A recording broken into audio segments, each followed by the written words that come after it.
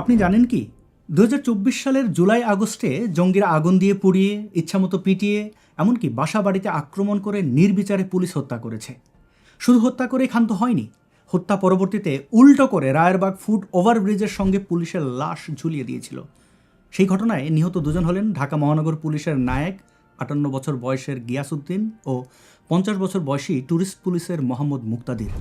সিরাজগঞ্জের এনায়েতপুর থানায় হামলা চালিয়ে ১৫ জন পুলিশ সদস্য ও কর্মকর্তাকে পিটিয়ে কুপিয়ে ও পুড়িয়ে হত্যা করা হয়েছে। পুলিশ সদস্যদের ওপরে সংঘটিত আক্রমণের ধারাবাহিকতা দেখলে পরিষ্কার বোঝা যায় যে এটি আকস্মিক আবেগের বিস্ফোরণ নয়, বরং এটি পরিকল্পিত, সমন্বিত এবং পদ্ধতিগত হত্যা ও ধ্বংস প্রক্রিয়া। সম্প্রতি মেহেদী হাসান নামের এই জুলাই জঙ্গি শায়েস্তাগঞ্জ থানায় বসে প্রকাশ্যে ওসি আবুল কালামকে হুমকি দিচ্ছেন এই বলে যে তারা বানিয়াচং থানা জ্বালিয়েছে এবং ওই থানারই এসআই সন্তোষ চৌধুরীকে সেনাবাহিনীর কাছ থেকে কেড়ে নিয়ে পিটিয়ে হত্যা করে পুড়িয়ে দিয়েছে। জুলাইয়ের বর্বর পুলিশ হত্যাকাণ্ড তাদের বিশাল গর্বের ব্যাপার। আপনারা তার মুখ থেকেই সে সকল বক্তব্য শুনুন। বানিয়াচং আমরা থানা কিন্তু পুড়িয়ে দিয়েছিলাম, এসআই সন্তোষকে কিন্তু আমরা জ্বালিয়ে দিয়েছিলাম। আমার পরিচয়টা দিই, আমি এই মুভমেন্টে আমি হবিগঞ্জ জেলার প্রধান সমন্বয়ক ছিলাম। আমি বৈষম্য চেতনা হবিগঞ্জের বর্তমান সেক্রেটারি। জুলাই জঙ্গির মুখে পুলিশ হত্যার বিবরণ শুনে ওই থানার পুলিশ সদস্যরা বেশ আনন্দিত ও উৎফুল্ল হয়ে ওঠে এবং এই সকল জুলাই জঙ্গিদেরকে নানান পদের খাবার পরিবেশন করেন। এই জুলাই জঙ্গি মাহাদি হাসান কিন্তু সার্টিফাইড মবস্টার। সে বৈষম্য বিরোধী ছাত্র আন্দোলনের হবিগঞ্জ জেলা শাখার সাধারণ সম্পাদক।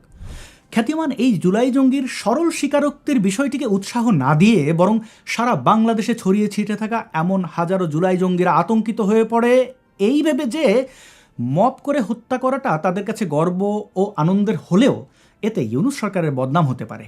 তাই মব সন্ত্রাসীদের আধ্যাত্মিক পিতামহরা এই মাহাদিকে অ্যারেস্টের দাবি জানায়। কিন্তু এই দাবি ফ্রন্ট লাইনে থাকা জুলাই জঙ্গিদের পছন্দ হয়নি, কারণ এমন কাজ প্রায় সকল জুলাই জঙ্গিরাই করেছে। তাদের গডফাদার ইউনূস ক্ষমতায় থাকতেই যদি অ্যারেস্ট হতে হয় তাদেরকে, তবে ক্ষমতা হারালে কি হবে? একে একে সব জুলাই জঙ্গিরা ফেসবুকে স্ট্যাটাস দিতে থাকে এই বলে যে জুলাই জঙ্গি মাহাদিকে অবশ্যই মুক্তি দিতে হবে। যেমন কথা তেমন কাজ, মব ফাদার আসিফ নজরুলের আদালত এই জুলাই জঙ্গিকে অ্যারেস্টের মাত্র ২৪ ঘন্টার ভেতরেই জামিন দিয়ে দেয়। কি বুঝলেন আইন আদালত এখন কেমন? আগেই ভালো ছিলেন। আপনাদের নিশ্চয়ই মনে আছে সন্তোষ চৌধুরীকে কিভাবে খুন করা হয়েছিল। জুলাই জঙ্গিরা ৫ই আগস্ট ২০২৪ সালে বানিয়াচং থানা ঘেরাও করে, হামলা চালায়, আগুন দেয়, অস্ত্র লুট করে এবং প্রায় ৫০ থেকে ৬৫ জন পুলিশ সদস্যকে ফ্রাই করার উদ্দেশ্যে থানার ভেতর আটকে রাখে। পরে সেনাবাহিনী ও প্রশাসনের সহায়তায় আটকে পড়া পুলিশ সদস্যদের থানার ভেতর থেকে বের করে নেওয়ার চেষ্টা করা হয়।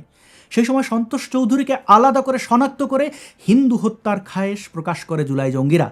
এসআই সন্তোষ যখন থানার ভেতর থেকে বের হয়ে লাইনে দাঁড়ান তখনই জুলাই জঙ্গিরা তাকে জোর করে টেনে হেঁচড়ে নিয়ে যায়। এরপর থানার চত্বরে তাকে নির্মমভাবে মারধর করে হত্যা করে এবং পরদিন ৬ আগস্ট তার মরদেহ থানার সামনে একটি গাছে ঝুলিয়ে রাখে। পরিবারের একমাত্র সন্তান ছিলেন সন্তোষ। বিয়ে করেন হত্যার শিকার হওয়ার মাত্র ১০ মাস আগে এবং এই হত্যার ৩ মাস পর তার একটি সন্তান জন্ম নিয়েছে। অবস্থা কল্পনা করতে পারেন কি? আপনারা কি জানেন এভাবে কত পুলিশকে হত্যা করা হয়েছে? না, জানেন না। শুধু ধারণা করা হয় মোট সংখ্যা হবে কয়েক হাজার। কিন্তু এই ইউনূস তথা মব সরকার কর্তৃক মাত্র ৪৪টি হত্যার ঘটনা স্বীকার করা হয়েছে। অপরদিকে পুলিশ হত্যার বিচার যাতে না করা যায় তাই ইউনূস সরকার জুলাই জঙ্গিদেরকে দায় মুক্তি দিয়েছে। ধিক্কার তাদের। পুলিশ সদস্যরা আমাদের মতোই রক্ত মাংসের মানুষ। তাদের পরিবার আছে, শিশু সন্তান আছে। তারা কারো ভাই, কারো বাবা, কারো ছেলে, কারো স্বামী। পুলিশ মানেই শুধু ইউনিফর্ম নয়, এর ভেতরে একজন অনুভূতিশীল মানুষ বাস করে। কোন যুক্তিতে একজন পুলিশকে পিটিয়ে হত্যা করা যায়? কোন যুক্তিতে আগুন দিয়ে, অস্ত্র দিয়ে দলবদ্ধভাবে পুলিশ হত্যা নিয়ে গর্ব করা যায়? রাষ্ট্র যদি নিজের কর্মচারীর নিরাপত্তা দিতে না পারে তাহলে সাধারণ মানুষের নিরাপত্তা কোথায়? এটা শুধু পুলিশের প্রশ্ন নয়, এটা রাষ্ট্রের অস্তিত্বের প্রশ্ন। স্পষ্ট করে বলতে চাই, আমরা পুলিশ হত্যা মেনে নেব না, আমরা নীরবতা মেনে নেব না, আমরা দায় মুক্তি মেনে নেব না। যারা হত্যা করেছে তারা যে দলেরই হোক, যে মতাদর্শই মানুক না কেন, তাদের পরিচয় একটাই, আর সেটা হলো তারা খুনি। আজ এখানে এই ভিডিও ব্লগের মাধ্যমে 3টি দাবি রাখছি। ১, ২০২৪-এর জুলাই আগস্টে নিহত সকল পুলিশ সদস্যের নাম প্রকাশ করে পূর্ণ তদন্ত রিপোর্ট দিতে হবে। 2, এই হত্যাকাণ্ডে উস্কানি দেওয়া পিনাকি ইলিয়াস সহ দেশবিরোধী সকল ব্যক্তি ও পৃষ্ঠপোষকদের আইনের আওতায় আনতে হবে।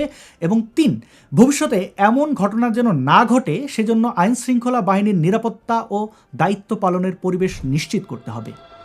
বন্ধুরা, এই দেশে রক্তের দাম খুব সস্তা হয়ে গেছে, আমরা সেটা আর হতে দিতে পারি না।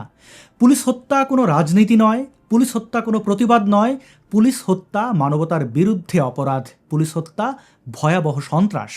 আর সন্ত্রাসের বিরুদ্ধে চুপ থাকা মানে অপরাধের পক্ষে দাঁড়ানো। আমরা চুপ থাকবো না, আমরা বিচার না হওয়া পর্যন্ত কথা বলবো, আমরা বিচার নিশ্চিত করেই ছাড়ব।